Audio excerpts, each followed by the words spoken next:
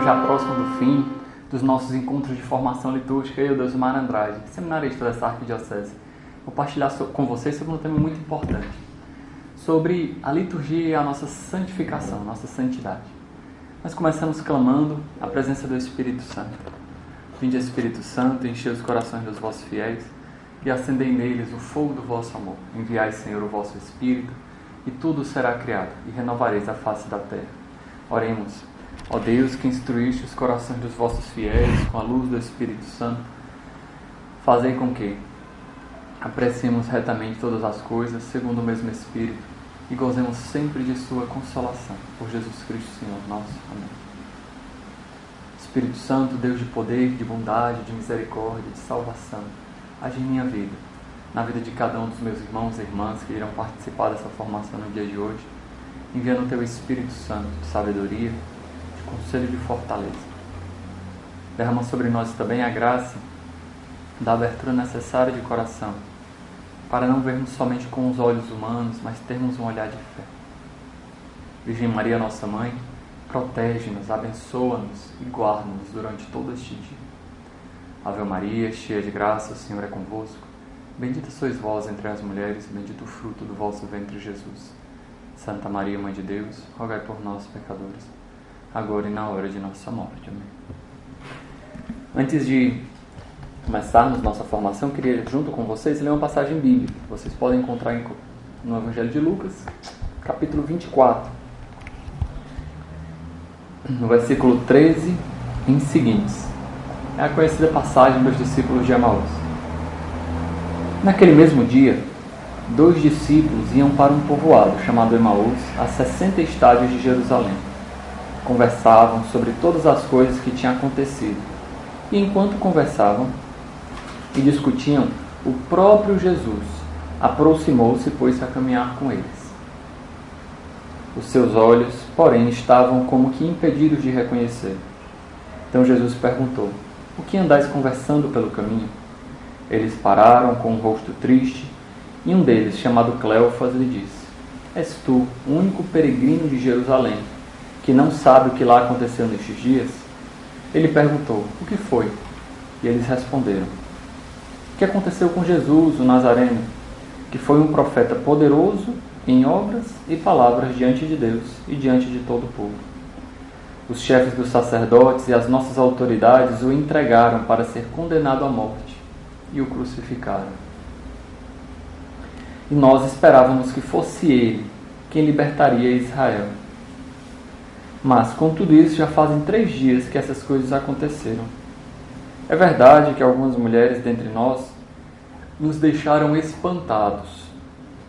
Elas tinham ido de madrugada ao túmulo e, como não encontraram o corpo dele, voltaram, dizendo que tinham visto anjos, os quais afirmavam que ele estava vivo. Alguns de nós foram ao túmulo e encontraram a situação como as mulheres tinham dito. A ele, porém, ninguém viu."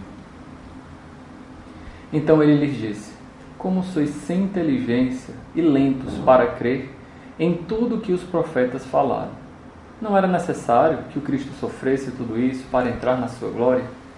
E, começando por Moisés, passando por todos os profetas, explicou-lhe em todas as Escrituras o que se referia a ele. Quando chegaram perto do povoado para onde se encaminhavam, ele fez de conta que ia adiante. Eles, porém, insistiram: "Fica conosco, Senhor, pois já é tarde e o dia já está declinando." Ele entrou para ficar com eles. Depois que se pôs à mesa com eles, tomou o pão, pronunciou a bênção, partiu e deu-lhe a eles. Então os olhos deles se abriram e o reconheceram. Ele, porém, desapareceu da vista deles. E diziam um para o outro: "Não estava ardendo o nosso coração quando eles nos falavam pelo caminho e nos abria as Escrituras?" Naquela mesma hora, levantaram-se e voltaram a Jerusalém, onde encontraram reunidos os 11 e os outros discípulos. E estes confirmaram: "Realmente, o Senhor ressuscitou e apareceu a Simão." Então os 2 relataram o que acontecera no caminho e como o haviam reconhecido ao partir do pão. Palavra da nossa salvação. Glória a vós, Senhor. Meus irmãos, essa passagem fala exatamente sobre a experiência litúrgica, vamos dizer assim, das primeiras comunidades. Se a gente fizer um olhar catequético, um olhar mistagógico sobre essa passagem, ou seja, olhar detalhadamente como ela mostra um certo ritual litúrgico, nós conseguimos ver elementos muito belos para a compreensão de como a liturgia nos santifica. Primeira coisa, os discípulos voltavam desanimados. Encontravam-se numa posição de desesperança, de chateação, porque viram tudo o que aconteceram com Jesus e talvez Jesus não corresponder às expectativas que eles tinham do Messias. E a primeira pergunta para nós é essa: qual a nossa expectativa sobre Jesus? Será que nós cremos no Jesus todo-poderoso, triunfalista? Claro, Jesus é todo-poderoso, Ele é Deus. Mas é uma concepção meio mágica que resolve rapidamente todos os problemas? Ou nós compreendemos Jesus como aquele que caminha conosco, que nos encontra nas estradas da vida? Esses discípulos, então, de Emaús, não citam o nome de um deles, né? Um é Cleofas e o outro não cita o nome. Todas as vezes que existe um discípulo ou um personagem bíblico que não está citado o nome, o evangelista, o escritor, o autor sagrado, quer que nós colocamos o nosso nome. A pergunta é: quem é você para Jesus? Entende? Você está ali caminhando também, você está ao lado de Cleofas, porque a palavra de Deus ela é atualizada na nossa vida. Você está ali caminhando. Você não é uma pessoa que viveu 2000 anos depois desse fato. Esses fatos ainda são acessíveis a nós. Nós estamos ali caminhando, lado a lado com Jesus, ao lado de Cleofas. Então, eles escutam a escritura desse estrangeiro, desse desconhecido que não sabia dos fatos, né? Nós também, algumas vezes, durante a celebração eucarística, que aqui é bem claro o contexto eucarístico dos discípulos de Emaús, nós precisamos nos colocar nessa disposição, como alguém que não sabe. Quantas vezes a nossa arrogância de achar que nós já sabemos da palavra de Deus não nos permite aprofundar no sentido real do que a Eucaristia, do que aquelas leituras nos trazem.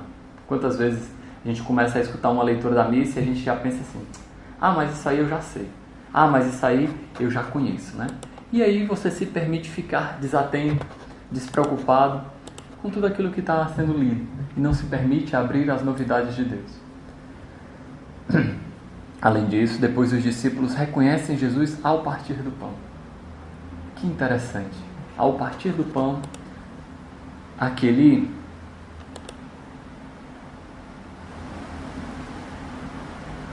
momento, ao partir do pão, ele, para Jesus, né, para os discípulos ali, é o símbolo eucarístico. Nós também precisamos, na Eucaristia, reconhecer Jesus ao partir do pão. Reconhecer Jesus naquele momento, não somente naquele momento que o padre parte a hóstia consagrada, não é esse o sentido, mas no momento em que a ceia eucarística é feita, ou seja, durante toda a celebração. Reconhecer que ali, claro, é um padre, é uma comunidade cheia de santos, de pecadores, mas mais do que isso, ali é Jesus. É Jesus quem está celebrando na sua igreja, é Jesus quem celebra na pessoa do padre. Se nós conseguimos ter esse olhar de fé, nós vamos como que rasgar o véu do sacramento. Naquela simbologia do Antigo Testamento, em que o santo do santo ele era protegido pelo véu, que só o sumo sacerdote poderia entrar em determinadas épocas do ano. Nós, constituídos como povo sacerdotal, pelo sacerdócio de Cristo, como do batizados, somos revestidos desse sacerdócio de Cristo. Nós, pela fé, conseguimos rasgar este véu. Então, meus irmãos, a nossa formação de hoje é sobre essa santificação da nossa vida por meio da liturgia.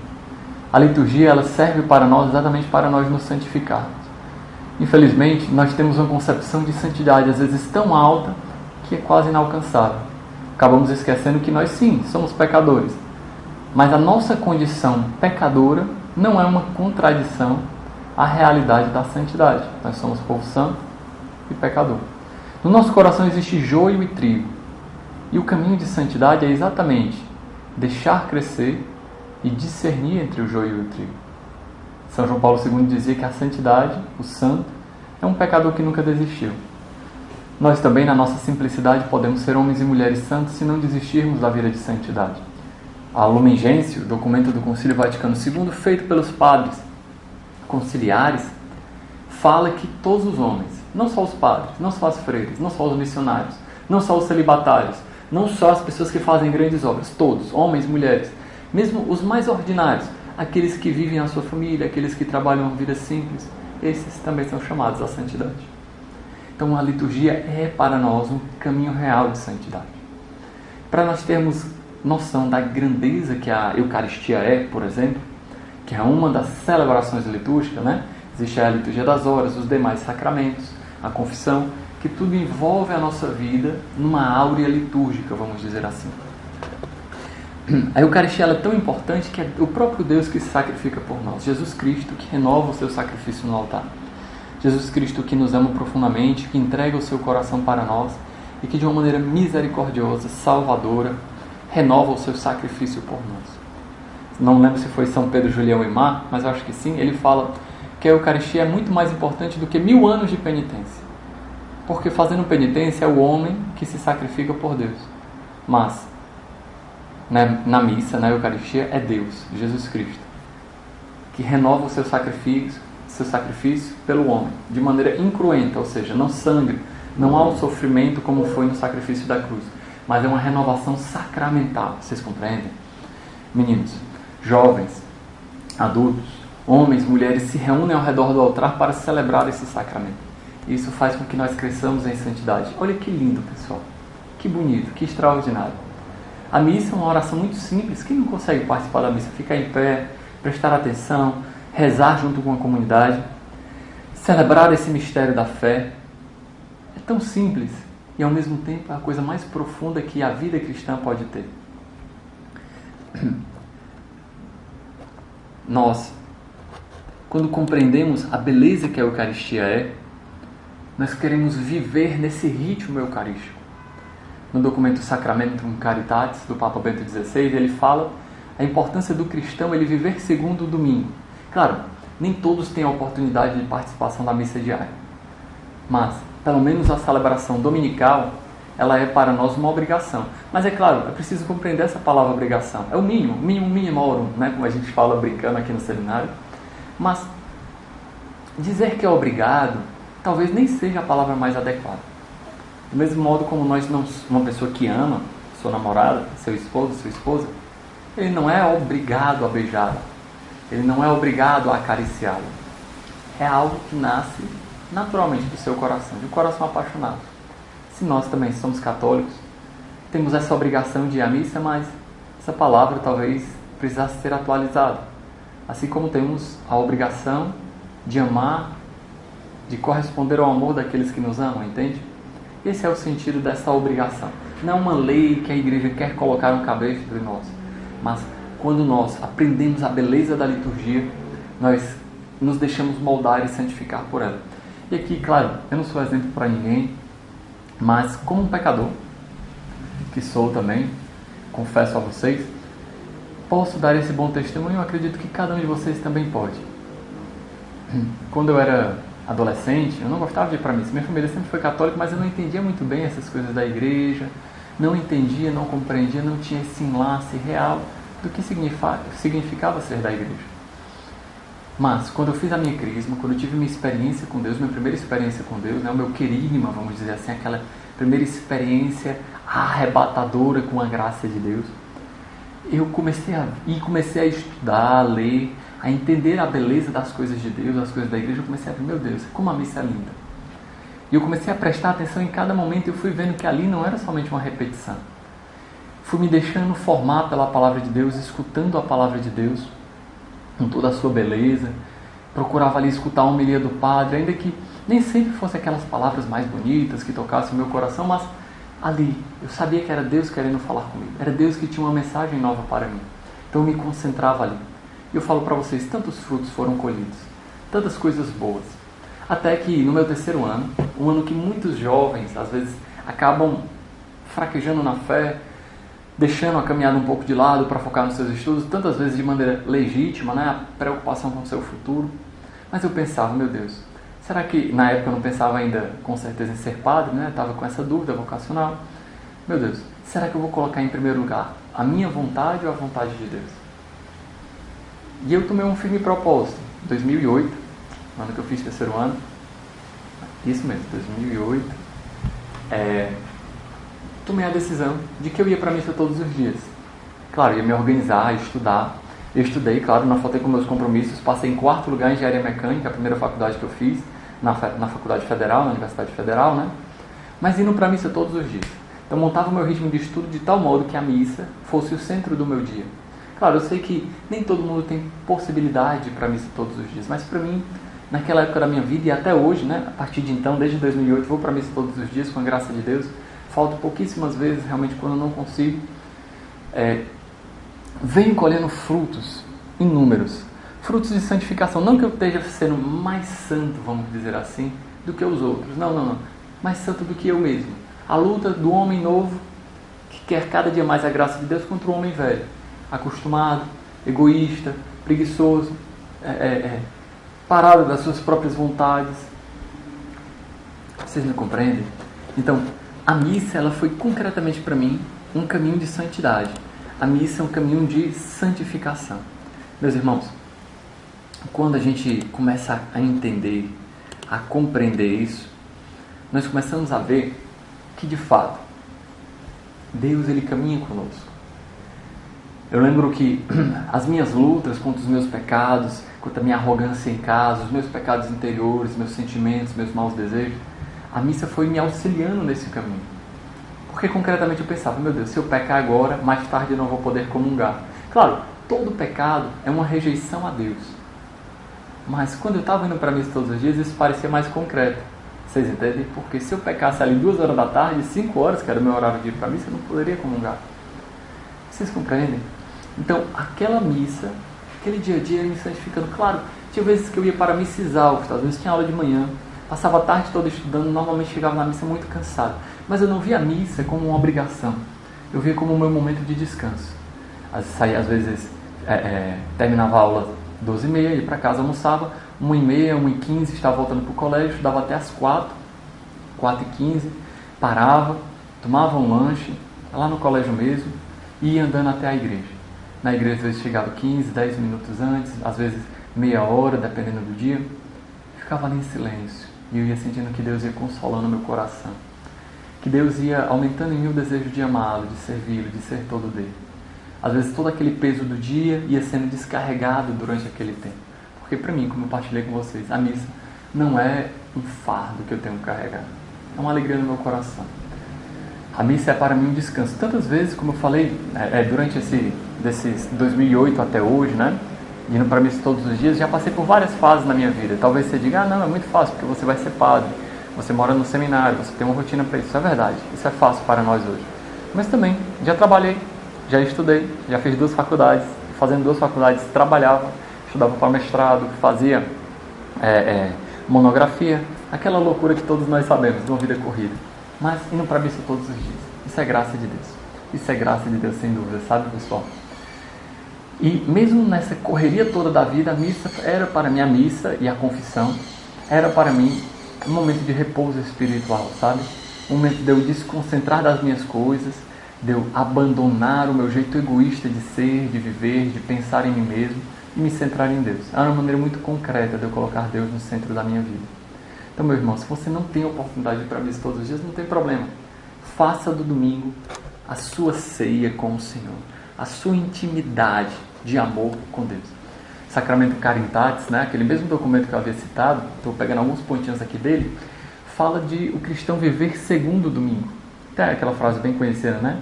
Um domingo sem missa é uma semana sem Deus. Claro, a gente não pode absolutizar essa frase, no sentido de que, às vezes, por motivo legítimo, uma pessoa pode faltar, legítimos, né? Realmente uma impossibilidade, não quer dizer que Deus vá abandonar aquela pessoa, mas, de um modo real, ela traz uma intuição muito forte. A minha prioridade a Deus, às vezes a gente diz, né, colocar Deus sobre todas as coisas, Deus é de fato o primeiro da minha vida, mas concretamente, às vezes, a nossa preguiça, nosso cansaço, as nossas outras obrigações, o nosso lazer, às vezes ocupam o lugar de Deus. Um domingo sem missa, uma semana sem Deus. Essa intuição, ela é muito profunda. Como eu falei, não podemos absolutizar essa informação, mas ela nos traz uma intuição muito bonita, sabe, pessoal? Muito bonita mesmo. E é interessante porque A liturgia ela parece seguir o ritmo da nossa vida. Se a gente parar para pensar, o começo da nossa vida é marcado pelo batismo, para santificar o nosso nascimento, a entrada na comunidade dos cristãos. Ali, na nossa puberdade, começo da puberdade, né, ali até um pouco antes, a nossa primeira comunhão. Jesus já querendo fazer do nosso corpo um templo.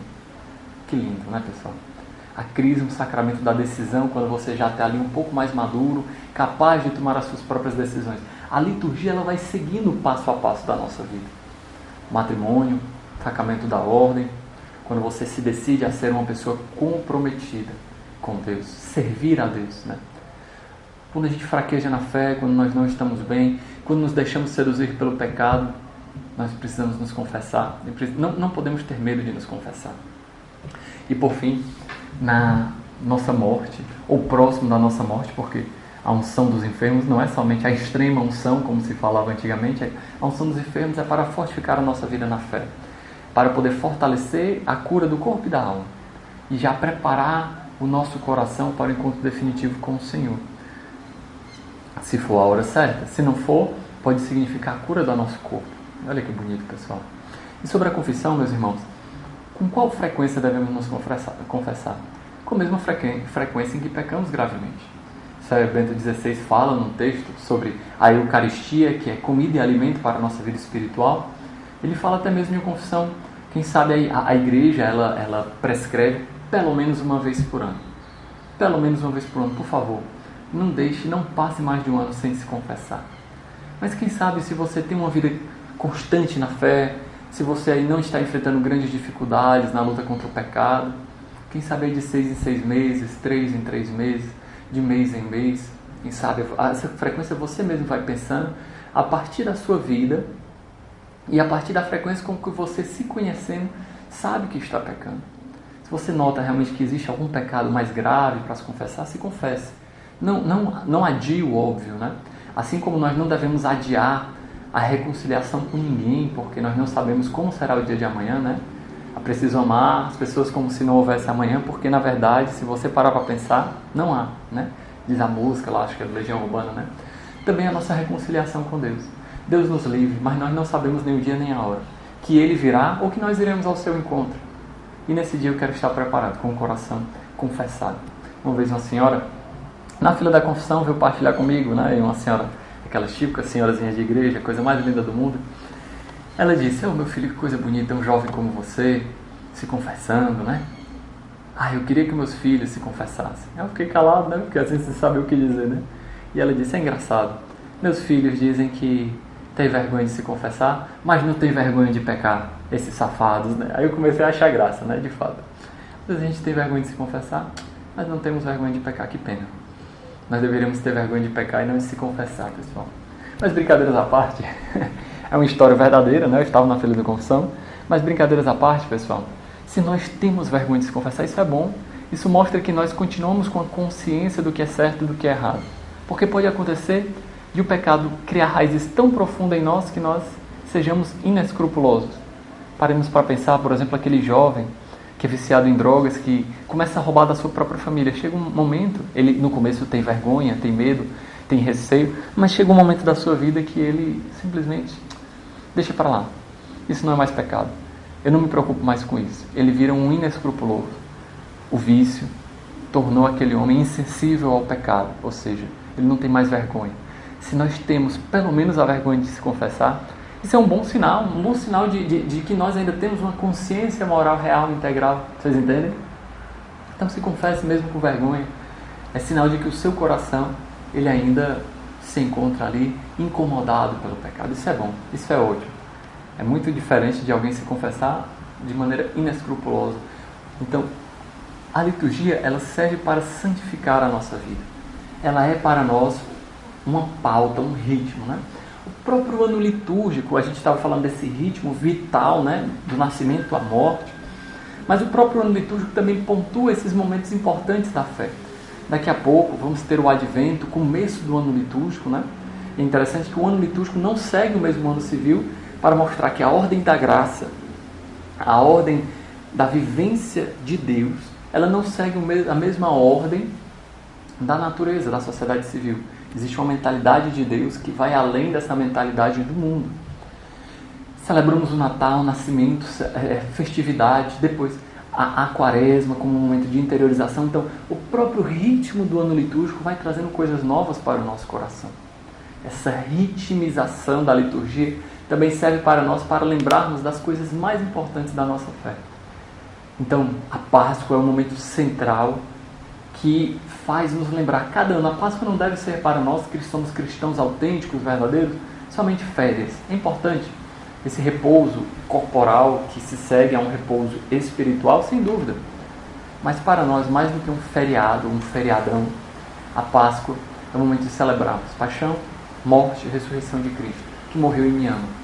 Talvez um momento profundíssimo para uma oração mais concreta, uma oração mais profunda de coração, de reservar um momento, claro, para estar com sua família, de amá-los, mas quem sabe, reuni-los ao redor de Deus.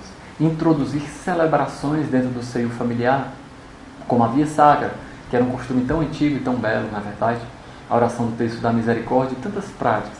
A participação no Tríduo Pascal, que são as celebrações mais belas da vida cristã. Com certeza, meus irmãos, quando nós aprofundarmos nisso, a nossa vida de cristão começará a mudar, a apresentar frutos mais concretos. Eu falo para vocês porque, na minha própria família, como eu partilhei, apesar de nós sermos católicos tradicionais, no sentido de que íamos para a missa, faltávamos vez por outra, não era aquele católico tão fiel, mas não participávamos do Tríduo Pascal, sempre viajávamos em família. E à medida em que eu fui aprofundando na igreja, vendo a beleza de que é a vida cristã, eu fui sentindo mais sede disso. E, gente, não há coisa mais bela do que você pautar a sua vida nesse ritmo litúrgico, especialmente na celebração da Páscoa, viver o Tríduo Pascal, aquela Semana Santa mesmo. Nossa, é muito profundo, muito profundo. Então, pessoal, trouxe aqui algumas informações, mais a nível de partilha, de conversa de coração. Vou passar para vocês também uma espécie de um mini retiro, um momento que você possa tirar de deserto para a oração pessoal, com essa mesma passagem bíblica que nós lemos. Espero que todos esses encontros tenham servido para a sua vida, que a graça de Deus possa te acompanhar. Para mim, eu posso falar sem dúvida, é uma alegria, foi e é uma alegria estar com vocês. Invoquemos a bênção de Deus Todo-Poderoso sobre nós, sobre nossa vida, sobre nossa família. Deus de misericórdia e de bondade, Tu que és amor e compaixão, piedade, justiça, um Deus que caminha conosco, que Tu possa nos abençoar. Invocamos a Tua bênção. Em nome do Pai, do Filho e do Espírito Santo. Amém. Fiquem com Deus, pessoal. Deus os abençoe.